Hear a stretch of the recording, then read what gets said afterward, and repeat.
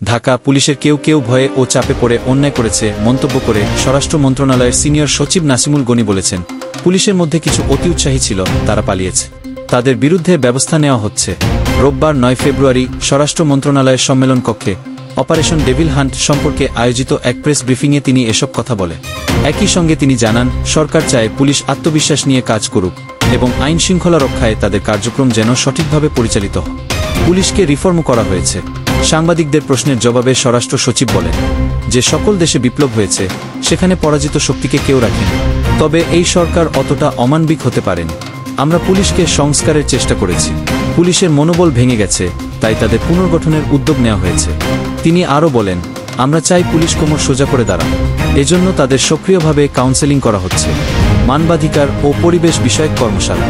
স্বরাষ্ট্র সচিব জানান, আগামী 1 ফেব্রুয়ারি আইন শৃঙ্খলা রক্ষাকারী বাহিনীর সঙ্গে একটি কর্মশালা অনুষ্ঠিত হবে, যেখানে মানবাধিকার ও পরিবেশকে গুরুত্ব দেওয়া হবে। এই কর্মশালায় ঢাকা ও গাজীপুরের জন কর্মকর্তারা উপস্থিত থাকবে। ডেভিল হান্ট অপারেশন পুলিশের নেতৃত্বে। ডেভিল হান্টে কারা নেতৃত্ব দিচ্ছে জানতে চাইলে তিনি বলেন, এটি মূলত একটি পুলিশি অভিযান, পুলিশ এতে নেতৃত্ব দেবে আর সেনাবাহিনী তাদের সহায়তা করবে। এই অভিযানে কেউ গ্রেপ্তার হয়েছে কি না এমন প্রশ্নের উত্তরে তিনি বলেন, অপারেশন গতকাল থেকে শুরু হয়েছে, তাই চট করে সব বলা যাবে না, যতদিন প্রয়োজন হবে ততদিন অভিযান চলবে। ভিডিও পেতে চ্যানেলটি সাবস্ক্রাইব করুন এবং পাশে থাকা বেল আইকনটি প্রেস করুন, যাতে নতুন ভিডিও আপলোড হলেই নোটিফিকেশন পান।